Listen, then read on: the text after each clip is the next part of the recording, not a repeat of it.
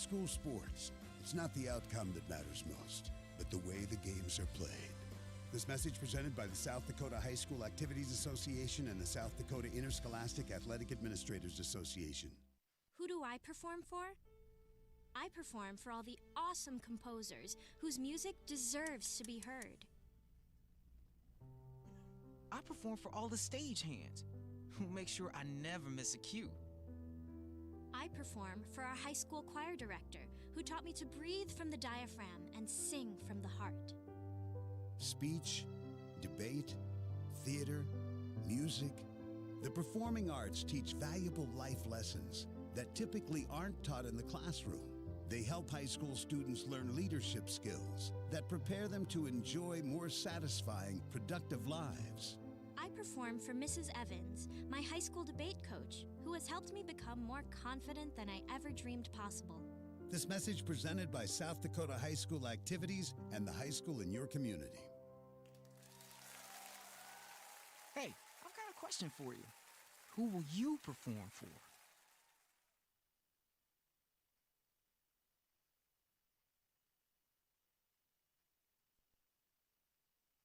The South Dakota High School Activities Association Board of Directors meeting is currently in recess or executive session. Please stand by for continued live audio coverage.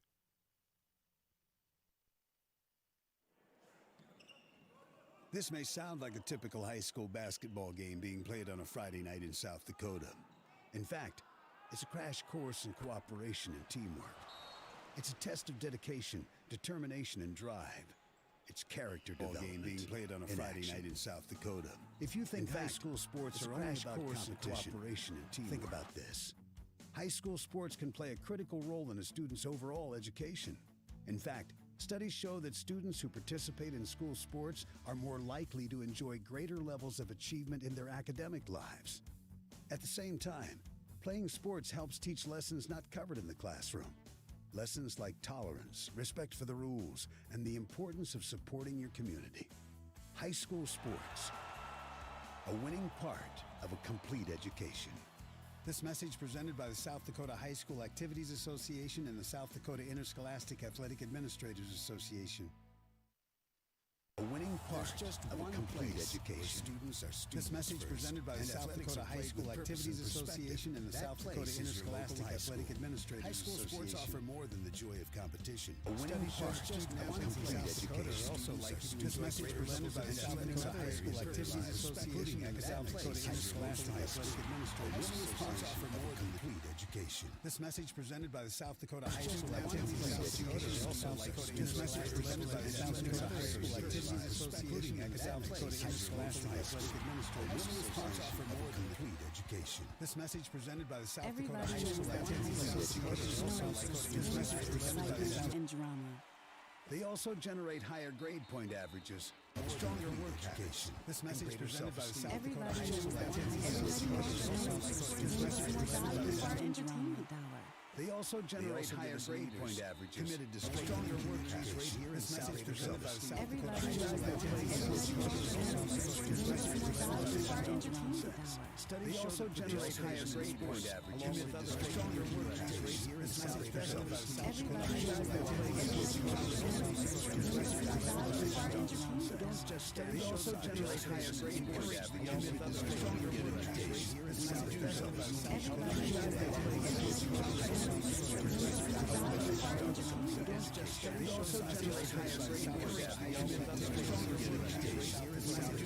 Athletic Administrators Association. The South Dakota High School Activities Association Board of Directors meeting is currently in recess or executive session. Please stand by for continued live audio coverage. These days, the concept of value matters more than ever. And you'd be hard-pressed to find a better value than high school sports. Extracurricular activities, including sports, make up about 2% of the budget for a typical South Dakota high school. In return, participation in sports promotes citizenship and sportsmanship. Sports also instill a sense of community pride and teach lifelong lessons about cooperation and self-discipline. They encourage physical fitness, they produce community leaders. By offering so many benefits to the community for such a small percentage of a school's overall budget, it's easy to see why high school sports are one of the best bargains around. The real cost would come from not having them at all. High school sports, a winning part of a complete education. This message presented by the South Dakota High School Activities Association and the South Dakota Interscholastic Athletic Administrators Association. What do basketball, choir, drama club, and marching band all have in common? They're all high school activities that offer learning opportunities not necessarily found in the classroom. They take up just a fraction of a typical South Dakota high school's budget, and they go a long way to giving young people the tools they need to thrive. High school learning opportunities are more than not necessarily found in the they're extra important too. This message presented by the South Dakota High School Activities Association and the South Dakota Interscholastic Athletic Administrators Association. It may not require a textbook, but it's filled with valuable lessons. It may not take place in a classroom, but it's an ideal environment for learning. It may not involve a diploma, but it can help prepare South Dakota's young people for life. It's high school sports. High school sports can play a critical role in a student's overall education. In fact, studies show that students that participate in high school sports are more likely to enjoy greater levels of achievement in their academic lives. If you think high school sports are only about competition, think again. Better yet, think about attending a high school sporting event in your community. You'll be amazed by what you see. High school sports, a winning part of a complete education. This message presented by the South Dakota High School Activities Association and the South Dakota Interscholastic Athletic Administrators Association. The South Dakota High School Activities Association Board of Directors meeting is currently in recess or executive session. Please stand by for continued live audio coverage. Let's talk about the X's and O's of family entertainment. Every parent in South Dakota knows the importance of being able to draw up an activity that'll get you out of the house for a couple of hours. But it needs to be affordable. It needs to be family-friendly. Above all, it needs to be fun. Now, let's talk about high school sports. Bang for your buck, school sports provide the perfect game plan for your family. You'll enjoy all of the drama and excitement competitive sports offer. You'll be supporting the future leaders of our community in a meaningful way. Best of all, you can take the entire family without breaking the bank. You won't even dent it. Now, enough chalk talk. Let's get out there and see what's playing at the high school in your community. School sports. Good for our kids, good for our community. This message presented by the South Dakota High School Activities Association and the South Dakota Interscholastic Athletic Administrators Association. I perform for our high school choir director, who taught me to breathe from the diaphragm and sing from the heart. Speech, debate, theater, music, the performing arts teach valuable life lessons that typically aren't taught in the classroom. They help high school students learn leadership skills that prepare them to enjoy more satisfying, productive lives. Hey, I've got a question for you. Who will you perform for? This message presented by South Dakota High School Activities and the high school in your community. I'm running to the There's printer just quick. one place where students are students first, and athletics are played with purpose and perspective. There's just one place where a team is more than a group of individual agendas. It's a catalyst for demonstrating the potential of the collaborative spirit. There's just one place where players, coaches, and fans experience the exhilaration that happens when an entire community rallies behind the school team. That place is your local high school. High school sports offer more than the joy of competition. Studies show that student athletes are more likely to enjoy greater levels of achievement in other areas of their lives, including academics. In addition, high school sports help young people in South Dakota develop the discipline and confidence they need to be leaders in life, even as they unite communities like nothing else. High school sports, a winning part of a complete education. This message presented by the South Dakota High School Activities Association and the South Dakota Interscholastic Athletic Administrators Association.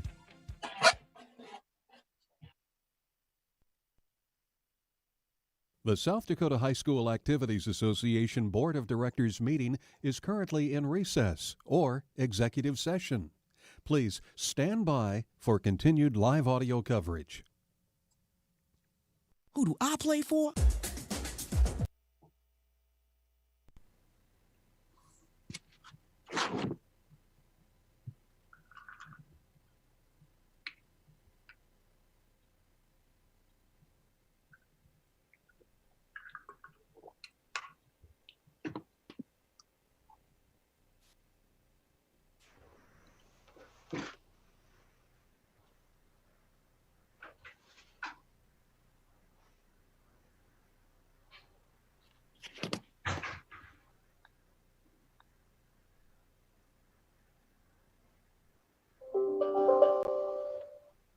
Okay, I'm a little out of breath because I just ran a little ways.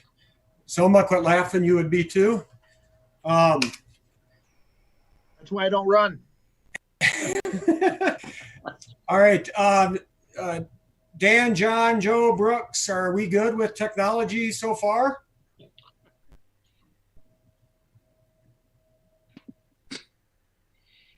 Hope that's not the answer. I was going to say the silence tells all. Huh?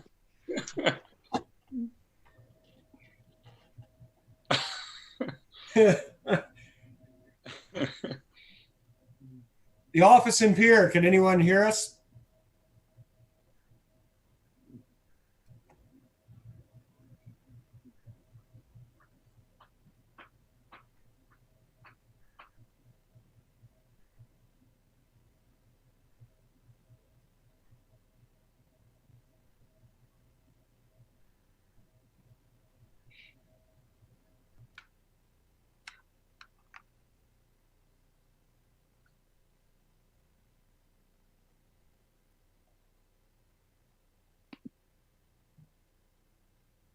So I shot a text that way just to see. We'll kind of hold off because we kind of need them present for this meeting.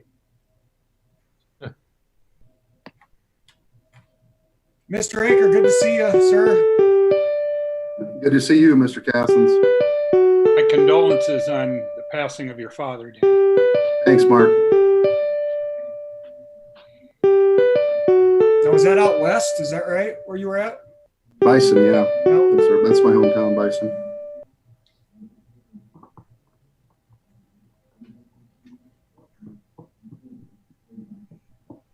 You guys see the chat message? Said from the admin staff working on our audio. Give us just a second. Yeah, I missed the call from Dan. He's calling right now too, Tom. How's football going, Dan? Good so far, so good. Yep. School started Thursday, so we're rolling here.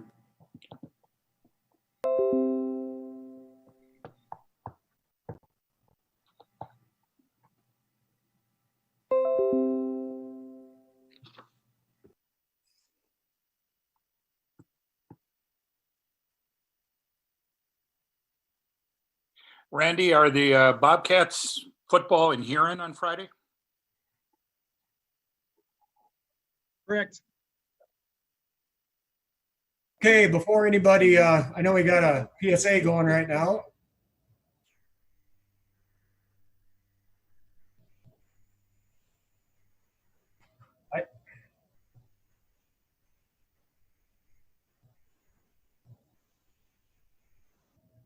All right, I just got off the phone with Dr. Sortis. Those of you that are listening, board members present.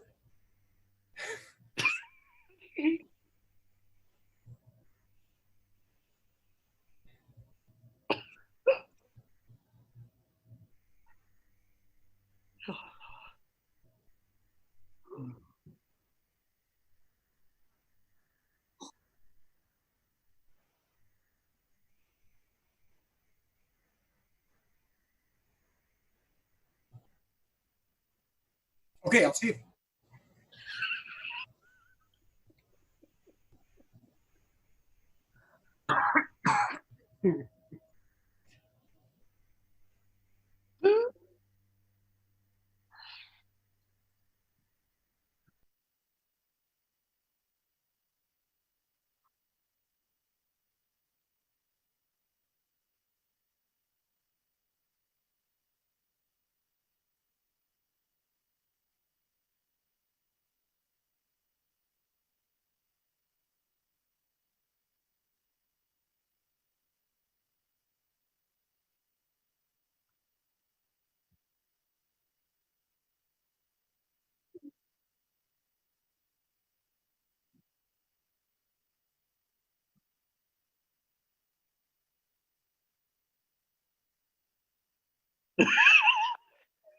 I was close.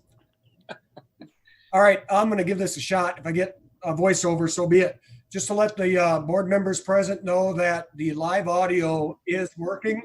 So any discussions you are having before we get the meeting started will go out on the live audio. And they are having,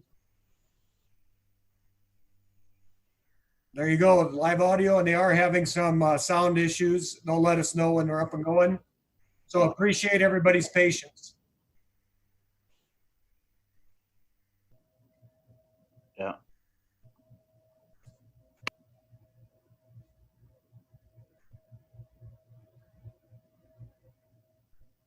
Can you hear us in the office?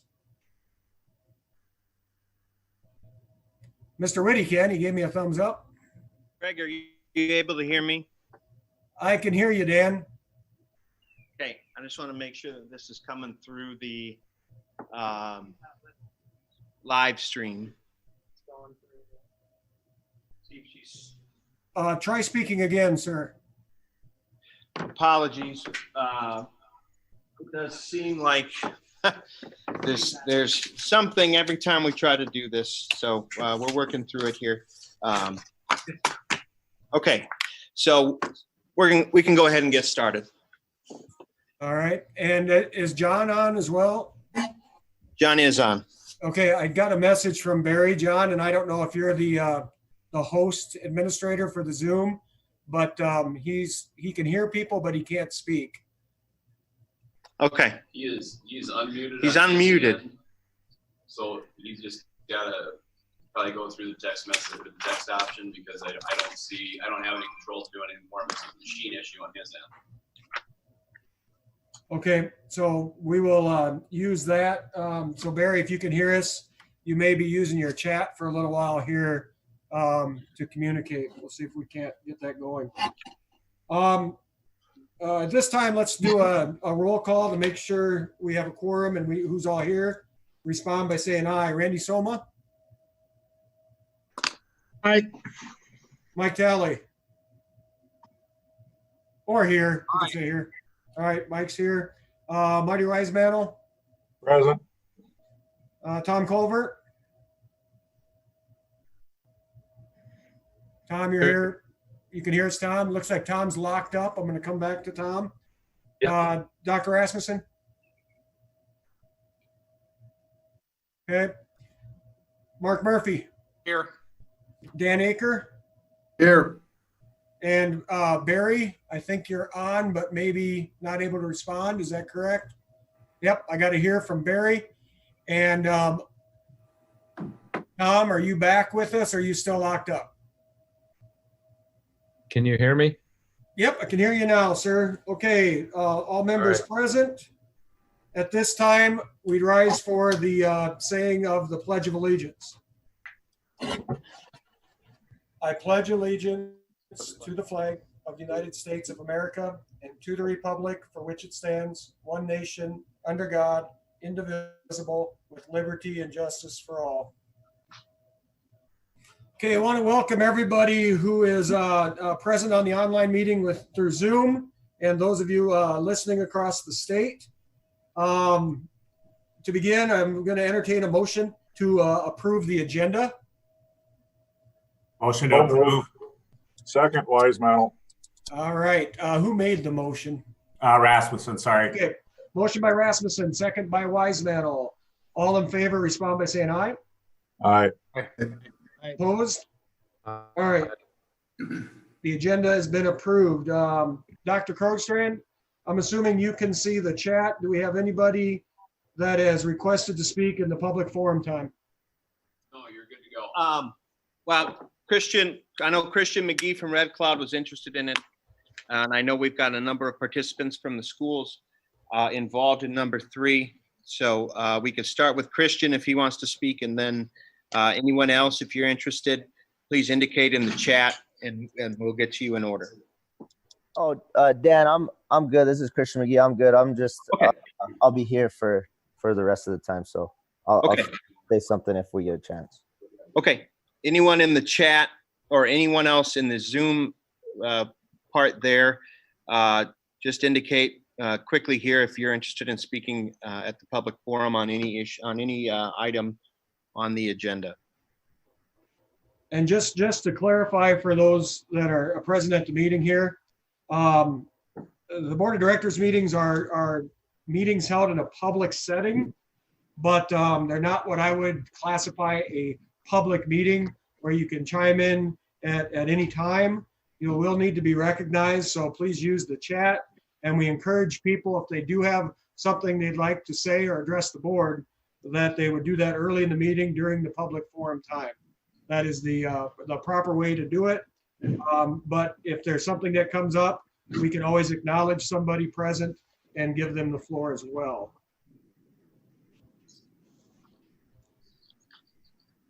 So I guess if there isn't anybody that is indicated at this time, I will turn it over to Dr. Sordos and the staff to discuss or at least present item 3 on our agenda, temporary changes to the Constitution, specifically for students who are at schools who are unable to compete in fall 2020 activities due to county, community, tribal, federal ordinances or orders. Dr. Sordos, it's you. Yeah, so attached to the agenda here are the letters that we received from Superintendent Cooney at Little Wound and Superintendent Carlo at Pine Ridge. They address many of the same questions. They're very, very good questions, very timely questions. I think a lot of those are issues that we need to fully explore and work with those schools and our Native American Advisory Council to answer. In particular, that final question, I think, was a great question regarding not having access to a health provider to get that clearance to return to play. That's a very, very important question, and something that I don't think we can waver on due to the nature of the illness and the possibility of cardiopulmonary issues. I think it's very important that we get that screening. However, I think we can work to help maybe connect those schools to some resources and talk with the people we have on our sports medicine advisory and on our task force to see what ideas they may have in those scenarios where a student is unable to or does not have access to a healthcare provider to get that that return to play form filled out. So a lot of those questions are of a larger scope, but there are some short-term questions regarding eligibility that I think we can reasonably explore now. So in reviewing that situation, the staff, we saw really 3 separate options here. The first was granting a 5th year of eligibility. Are there people that are unmuted? I'm getting some feedback. Go ahead. Okay. The first is granting a 5th year of eligibility. The second would be granting a waiver to return to that home school, defined as where the eligibility lies at the beginning of this school year, following the conclusion of fall 2020 sports for students in schools who are unable to compete due to community, county, tribal, or federal ordinances or orders. The waiver to return, we'd have them complete that at the time of the open enrollment. And the third would be to establish spring versions of the fall championship events for the schools who are unable to play this fall. So as we look through it as a staff, and looking at number 1, granting that 5th year of eligibility, we don't see that as a feasible option. I think it could raise some unintended consequences in terms of attendance at school this year, and it disrupts the natural 4-year cohort model of that schools run on.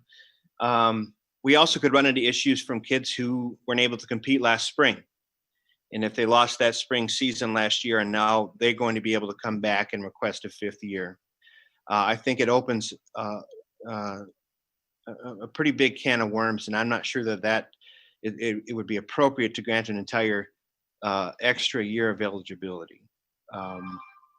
And looking at the third option there for the spring versions of the fall championships, I think in theory that could work. There's other states that are doing that. However, there'd be a lot of logistical issues. There'd be some overlapping of those spring seasons. And our staff feels that if we're going to do those spring championships, it's probably something that that needs to probably be a wholesale change. And that might be something we're looking at in terms of, if we have to, if we've got big broad outbreaks across our state this fall, and we have to make some adjustments and move these fall sports to a different time, I think that's when we would look at that. It would probably be better served to be a wholesale change than in a sort of a really limited model here is what it would be right now. So with that, our option number 2 would be the recommendation that we would have as a staff. And that would be simply allowing students to open enroll to a school that's not closed due to those higher level orders, and then allowing them to return to their home school or the school where they're eligible at right now following that fall season. It would be a waiver process that we would have them complete when they made the move. We think that would create the least amount of disruption as a whole. We've got 180 schools, and we need to look out for all of our schools, and we need to look at how it impacts the kids who are impacted here, as well as the schools that are not impacted, and how it impacts equity all around. So we think that would be a good option to acknowledge the position that some schools and some kids are in right now, to give them an opportunity to open enroll if they so choose, with an option to return to their home school following that fall season.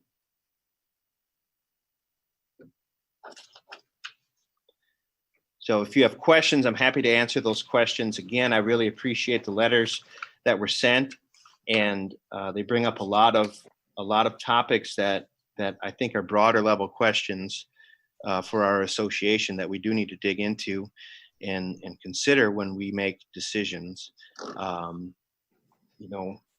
But for right now, I think the issue of what we do with these kids are something that we can reasonably look at and potentially make changes for this school year. Yeah, I have a question. This is Rady. So what if a school gets shut down because of it for the remainder of the year? Are they able to open enroll to another school then, those kids, or is it something that starts with school not in session right now, or how does that work? Yeah, I think that would be that's a good question, Randy. I think that's a different conversation, and I think this is a pretty limited, pretty specific scenario that I believe is 14 of our schools right now find themselves in that, due to either community orders or tribal orders, or in the case of some of our BIE schools, orders that are coming down from the federal side of things through the BIE, where they don't really have any control over whether they're open or not, and whether they're able to have sports or not. I think in the case of, once we get started here in schools, there's programs that may have to start and stop due to outbreaks. That may happen. We've seen that already. I think that's a different conversation to have. Barry, can you mute your mic? Thank you. Dan, this is Christian McGee. I had a question. So let's say that one of our students transfers and runs cross country, and then our tribal council says that they lift the shelter in place ordinance, and then we're able to have sports. Are we saying if they transfer to another school, do we want them to finish out the fall season at this other school, or are they able to come back to our school then and then participate? Yeah. If that makes sense. Yes, it does, Christian. Thank you. Yep. For the people listening, Christian is from Red Cloud School. I think our intent here would be that we're going to ask those kids to commit for the entire season to be there if they're transferring.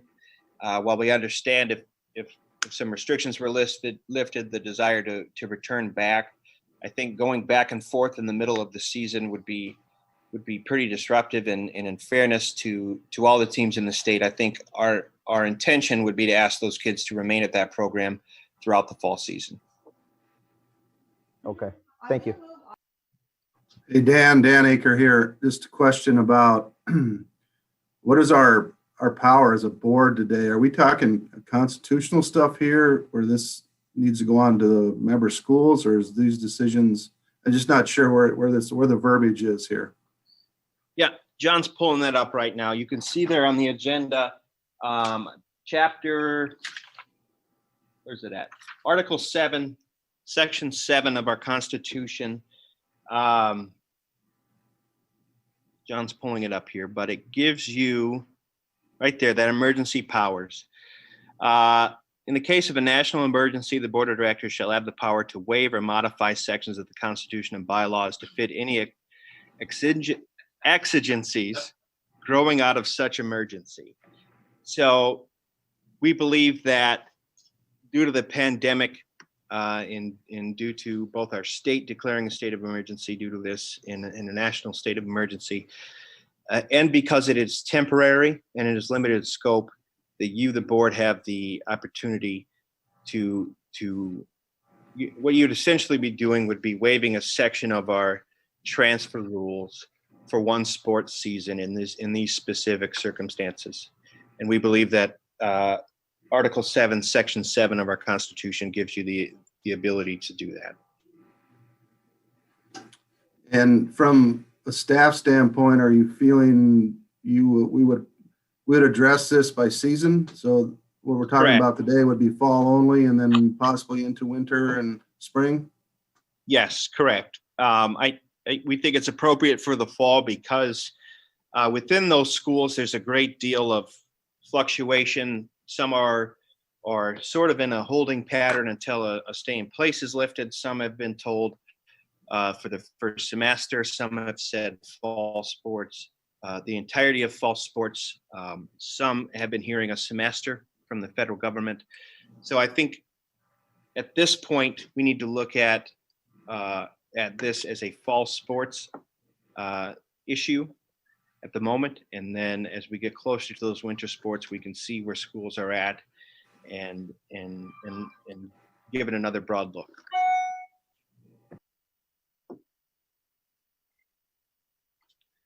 Mr. Murphy? You don't want to attach the open enrollment of the fall season to the winter season, where somebody that open enrolled at one school in the fall could turn around if the same restrictions are on, open enroll to or use their enrollment at another school. Just leave it just as fall right now and cross that bridge when we come to it. Yeah, I think that's how we have it written, is that it would be essentially they're submitting the waiver when they do the transfer that commits them to return following the fall sports. And if they elected to stay, then it would be an open enrollment and they would stay at that school, if that makes sense. Could they conceivably go to a different school for the winter sports? Well, then they would have that 45-day period. I think I'll try and pull it up here for you in the bylaws. And granted, these are as clear as mud anyway.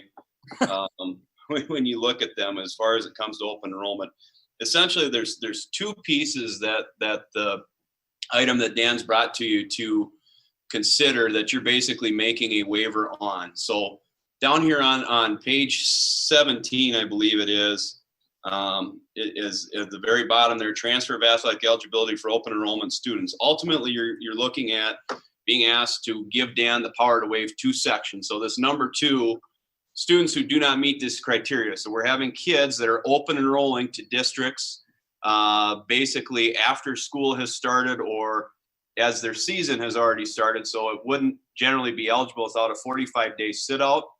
We're not, by number 2, waiving that 45-day sit out, and or in the exception rule at the bottom of the paragraph, allowing them to then also be waived a return, quote unquote, home to the district in which they've gone to open enroll. I think the discussion fall season, winter season right now, at least it's being posed to you today, is should you choose to approve this, we would take in those open enrollments, declare them immediately eligible with the expectation they have also then filed to give us the vehicle to give them their eligibility, a hardship to return back to their previous district, given the scenario, making them eligible back at their previous district for a winter sports season, if you will.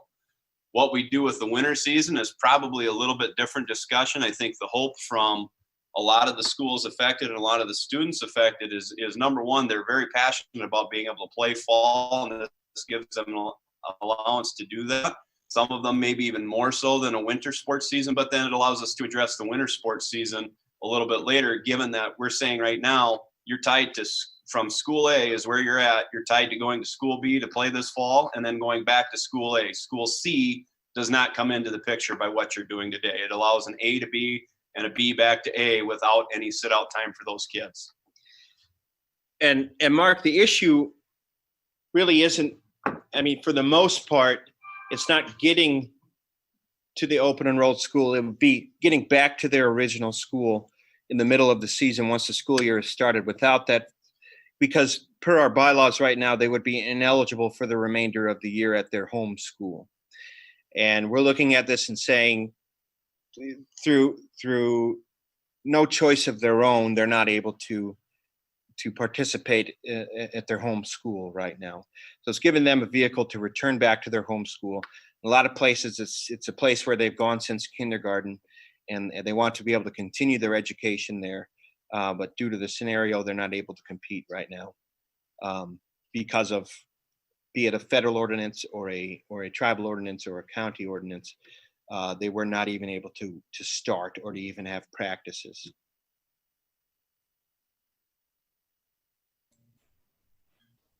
So essentially, Dan, they would apply for open enrollment to the district which they're choosing to go to.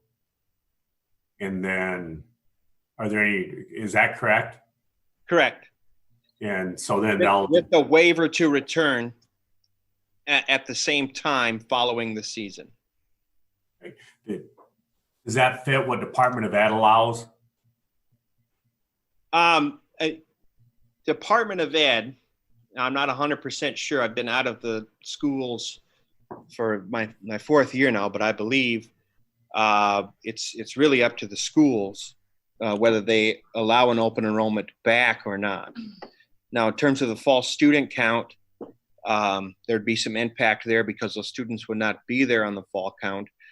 But in a number of these schools, they're either grant schools controlled by the tribe, or they're BIE schools, which are federal schools, and they don't operate on the same per student funding through the Department of Ed that public schools do. There are some public schools included in this, but for the most part, a majority of them are either grant schools or they're BIE schools. And I would certainly hope that if we're able to do something, that the districts involved would look at what's best for the student. I'm just worried that I want to make sure that we're not advising someone that they will absolutely be able to go back if there's some rules or regulations that don't allow that. And I'm not an expert on it at all and haven't dealt with it. But I just, something in the back of my mind that if a student does open enroll and transfer, we are saying that their eligibility would go back. We're allowing that waiver. I just wanted to make sure they don't run into a problem that they're caught between boards or districts or Department of Ed. And I know that's not our role, but it's just something in my mind. Yeah. I think in general, most of the schools involved in this have been supportive of this concept.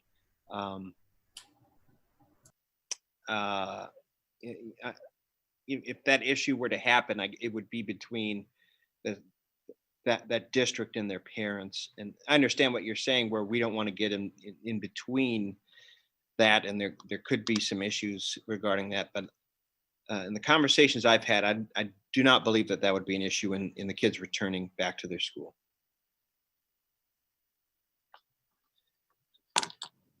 I believe you were correct also, Dr. Sordas, on the, I don't think it's changed in the last 4 years, that upon a return after an open enrollment back to your home school, the local school board has the ability to deny that. But as long as, I agree with Dr. Rasmussen, as long as everybody knows what's going on as they move into this possible situation.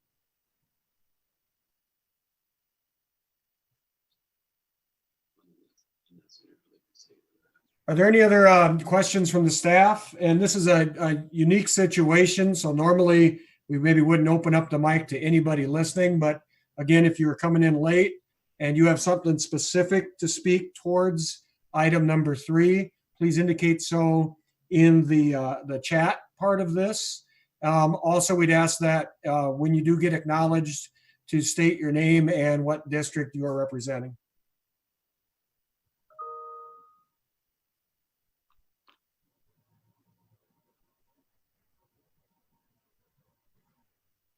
And I've also kind of followed the chat. I know that Mr. Culver has had some issues with the technology, and he's not catching maybe everything or every part of this. Okay.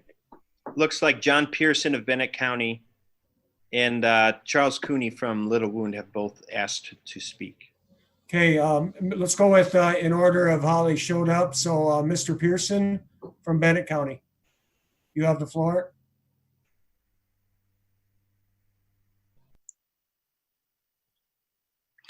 Okay, so he says his microphone's not working. His question is, would the initial sit-out period for an open enrollment be waived? Yes. Because we're not figuring, we hadn't figured this out prior to school starting. That's not the fault of the kid. We would waive that 45-day sit-out period. They'd be eligible immediately. Mr. Cooney from Little Wound, is your mic working, sir? Good morning. This is Charles Cooney from Little Wound. Can you hear me? Yes, sir. Okay. Again, my name's Charles Cooney. I'm the superintendent at Little Wound School. I want to appreciate you guys taking our letter into consideration.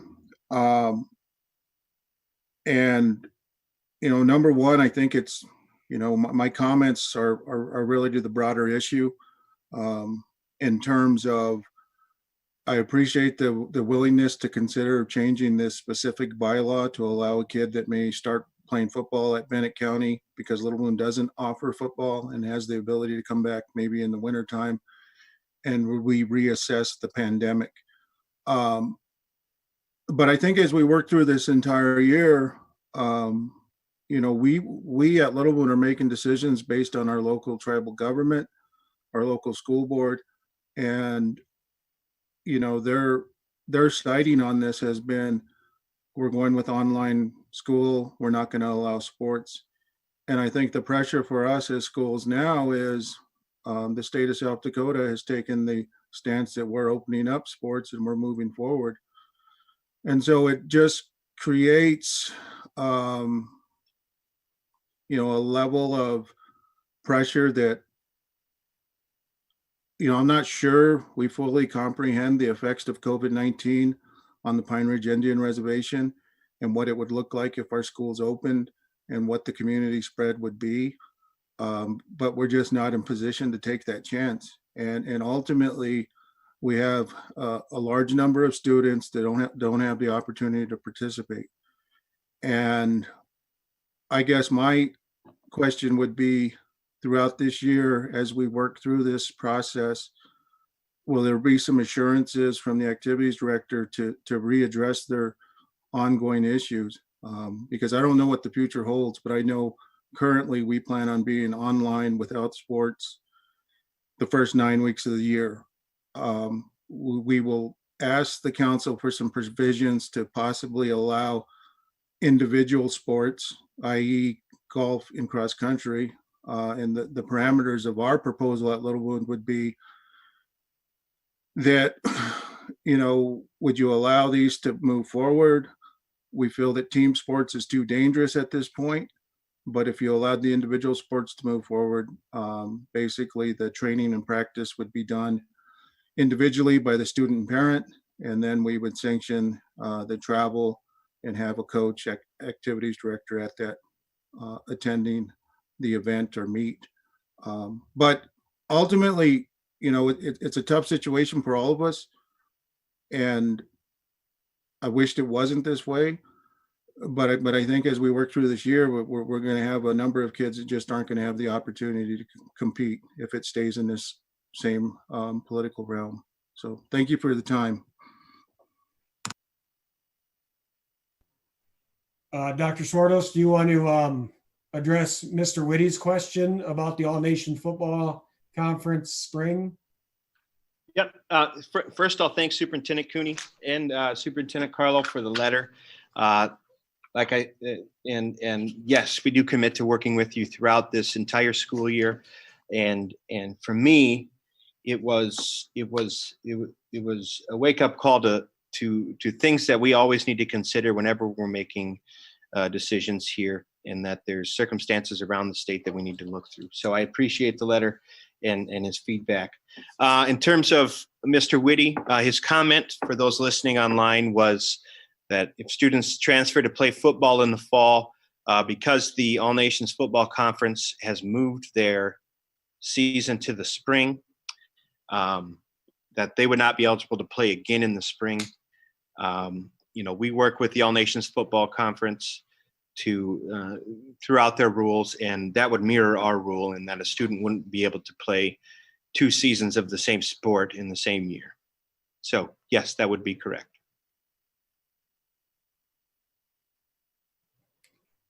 And maybe you can also address Yamni's question. I'm not exactly sure on that one. Okay. Yamni's from Lakota Tech High School. And his question is, students that are from the Oglala Sioux Tribe area schools that have already transferred to play fall at a school outside of the boundaries, will they be waived also? They came to Lakota Tech, is the public here in Oglala, Lakota County. Yes. Yeah, Dr. Sortos? Yes, Yamni. Yeah, so my question was, because we had a lot of people that were kind of on the fence about coming to Lakota Tech, because we don't have any returning kids. We're a brand new school this year, opened up. So we had a couple kids that were going to come here, but because of fall sports, they had to go outside the boundaries. But now, are they going to be able to come back if they do decide, if the reservations open up? Are they going to be able to come back to our school if they had that choice, not just to Little Wound, Pine Ridge, or Crazy Horse, or Red Cloud? Yes, We never had them I would before. grant that waiver to return back to Lakota Tech High School between seasons. Yes. Yes, because where our boundaries, no. Yeah. Okay. Thank you. Yep.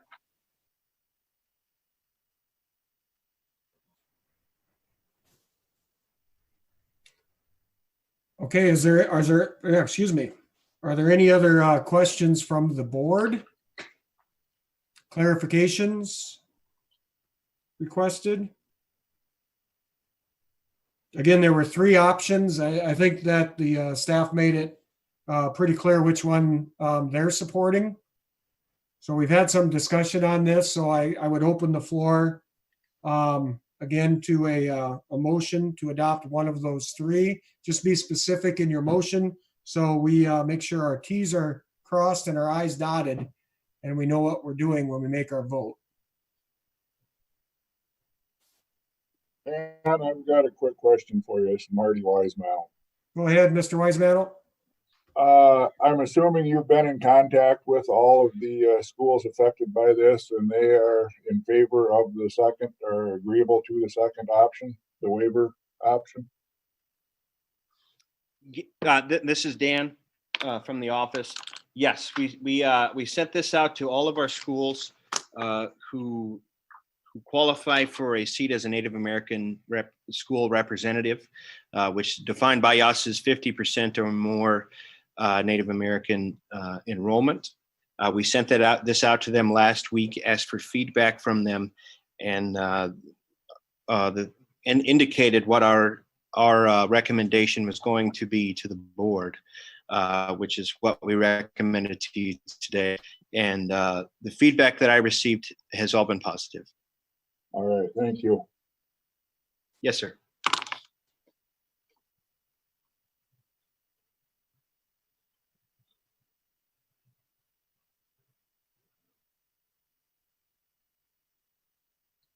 So I'd entertain a motion. I'll move to approve option number 2, approving the waiver rule. Marty Wiseman. Okay, we have a motion. Is there a second? Second, Culver. Tom Culver, second. Any further discussion? I'll ask one more time. Any further discussion? Do we want to make sure that we, Dan, you want to list exactly what you want to say in that motion? So the motion is told correct? The motion would be to approve a waiver via apologize here, via Article 7, Section 7 of our Constitution for a student who is unable to compete in fall sports in the fall of 2020 to return to their home school following the completion of the fall sports season. And it would be for those schools who were not able to start due to county, community, tribal, or federal ordinances or order.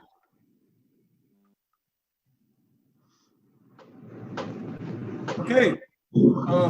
Let's go ahead and I'll just ask for the vote. And if we hear some dissension, we'll move to a roll call vote. But at this time, we'll just do it. Respond by, you guys have heard the motion. It's been seconded. All in favor, please respond with an aye. Aye. Any opposed, same sign. Okay, that motion carried unanimously. All right, moving on to item 4, consider playoff qualification changes for the fall of 2020. I don't know if John's taking or Dan's taking point on this. I'll take it. All right, go ahead, Dr. Sorvis. Yep. Okay, so we visited about this briefly at our regular meeting. We had a little bit more work to do on looking at the playoffs. So you can see there as we went through it. Before we start, I believe Mike Carlo and Pine Ridge had a question on the previous. He just typed in there. Good morning, everybody. Dan, I just had a question for clarity. This is Pine Ridge School. We are a federally operated school, and as you know or may know, they changed our start date to September 16th, which kind of puts our semester times off from everybody else. So if a student transfers off the reservation, say to play football, can they transfer back at the completion of the season, or do they have to wait for the semester to be eligible when they come back? Yep, we're tying it to the fall sports season, so they would be able to return in between the fall season and the winter season start. Okay, thank you. Yes, sir. Okay, so for the playoff changes, we went through here in volleyball. What we're going to change is currently there's a minimum contest requirement of 10 matches. We're going to change that from 10 matches to 8 matches. And then for each match difference between the actual matches played and the minimum of 8, the team will be granted a tier 4 PowerPoint loss, which is 30 points. Their PowerPoint average will be determined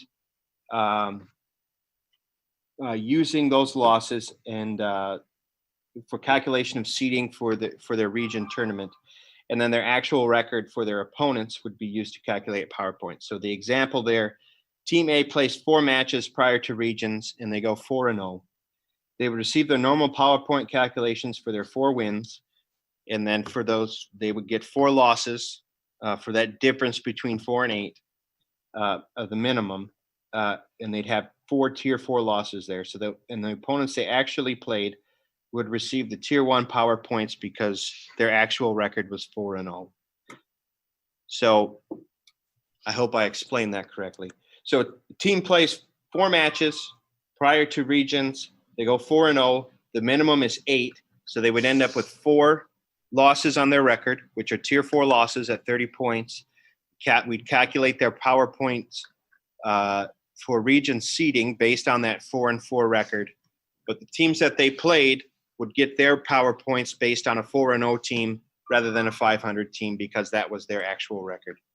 And the second change there in volleyball is that in any region where 2 or fewer teams remain at the start of region play, they will be paired off with another region to form a super region, and the super region would play out for 4 spots in the SODAC 16. And if we needed to do that, we would pair the regions up as 1 and 2, 3 and 4, 5 and 6, 7 and 8. And there's right now in Class A, there's a real chance of that happening in Region 7 for volleyball, where there would be 2 teams remaining in the region. Of course, 2 teams come out of there to go to the SODAC 16. So rather than just those teams automatically getting in, we would combine regions 7 and 8, and those 2 regions would play out to 4 spots within the SODAC 16. Okay, and then in football, it's very similar. We changed the minimum contests played from 6 games to 5 games. And for each game difference between the actual games played and the minimum of 5, the team will be granted the Tier 4 PowerPoint loss. For calculation of playoff seeding points, the actual record will be used to calculate PowerPoints for opponents' win-losses. Again, we've got that example there.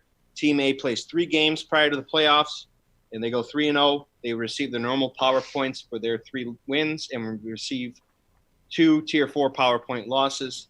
Their PowerPoint average will be determined using that 3-2 record with those 2 Tier 4 losses. But the opponents that they played would receive their PowerPoint calculations based on a 3-0 record, because that's what the team actually went. Okay, and then for soccer, cross country, cheer and dance, golf, tennis, we're recommending no change.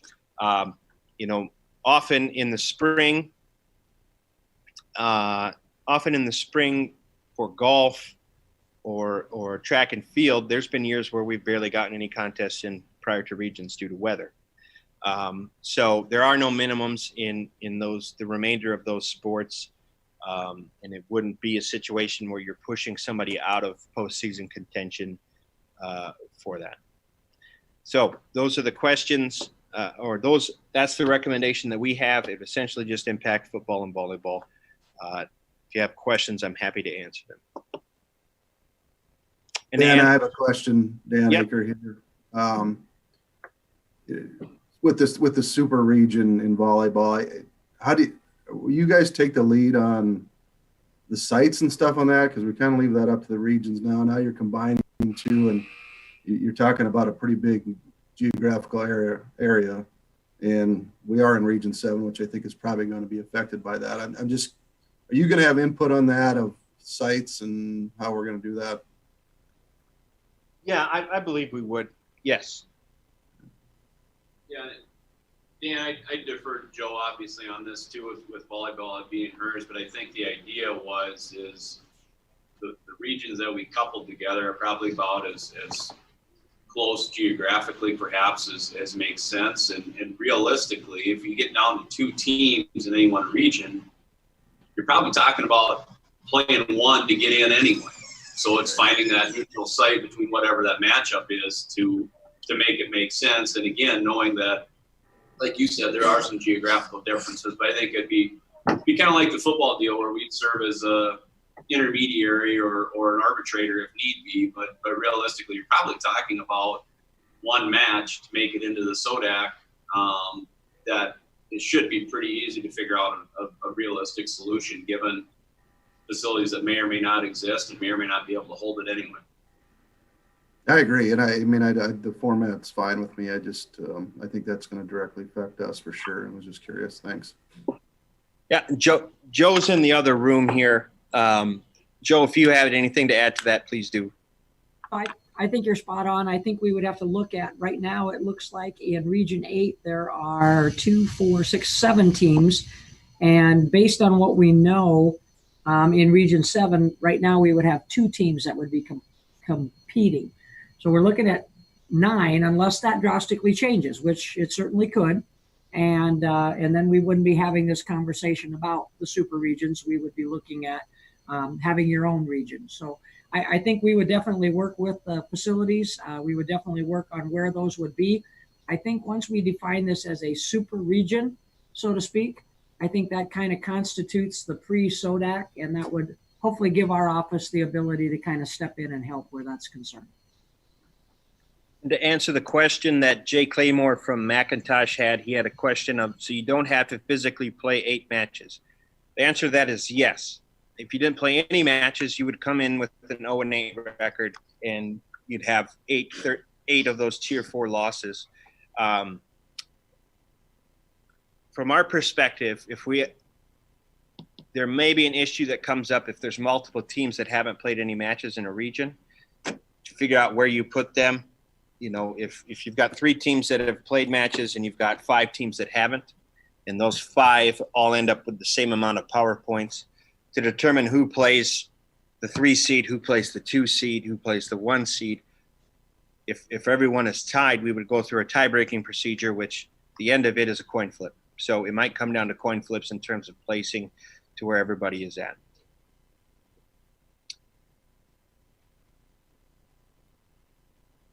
Can somebody explain to me why we wouldn't be looking at something similar for soccer? I'm sure there's a reason, just want to know why.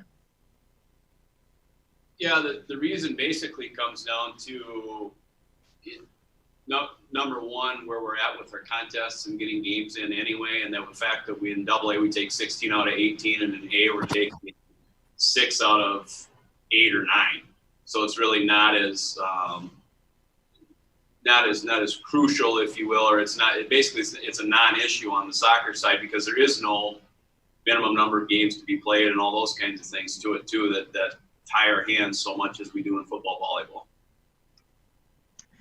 So the only thing that would matter is then it's just a high seed would get that home field advantage. That's the only thing, right? Yeah. But currently there's no minimum number of matches that they have to play in soccer. They could schedule 2 matches in a regular season, and it would be the same as what we have right now. Whereas in volleyball and in football, there's established rules where you have to play this number of matches to qualify for the postseason or games. Sounds good. Thanks. Yep. Any other questions? Mr. Murphy, you're unmuted. Do you have a question, sir? No? No.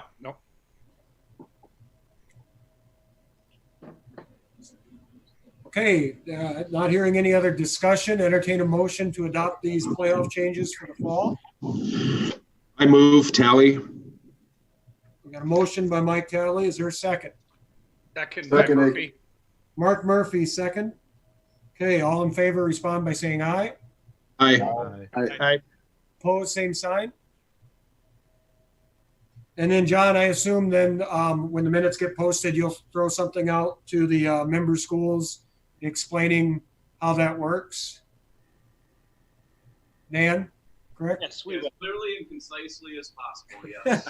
And the one thing that I would add to that, being a former AD who gets an email and maybe only reads the first line or 2, we got to make sure that we explain the fact that even though it says change the minimum from 10 to 8, that people understand that doesn't mean that you physically have to play 8 volleyball or 5 football. Because when I first read it, that's the first thing I thought of, and then I got smart enough to keep reading.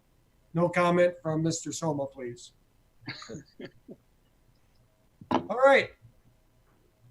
Moving on to item 5, consider request for a co-op of activities from St. Thomas More and Douglas in the sport of competitive dance, and that would be effective this school year. That's correct. Essentially, they're combining 2 so that they can have a season in both schools. So Douglas is already placed in AA for competitive dance. This co-op would remain in AA. It would be competitive dance only, not competitive cheer. Joe, if you have anything to add, please do. I guess all I would say to this is that the request, normally this is not the time frame in which we accept cooperatives at this point in time, but numbers being low, one school only having 5 girls and the other school only having 6, and knowing that you need 6 girls to even compete, rather than to lose 2 teams, we just thought it was logical to give these kids an opportunity to compete. And they already do co-op in debate as well. So it seems like a logical fit, and I would ask this request to be approved.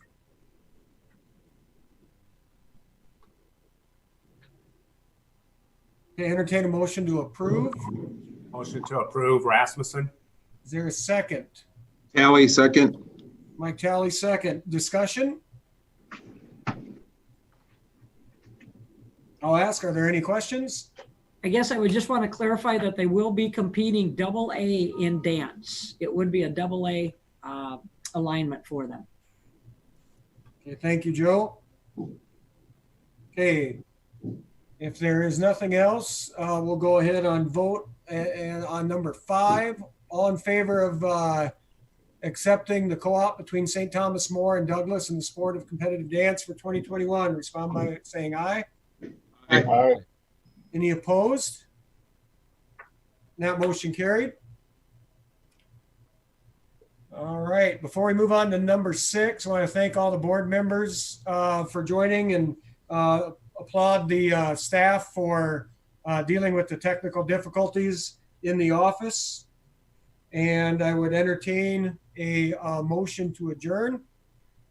So move, Culver. So moved by Tom Culver. We are adjourned. Thank you, everybody.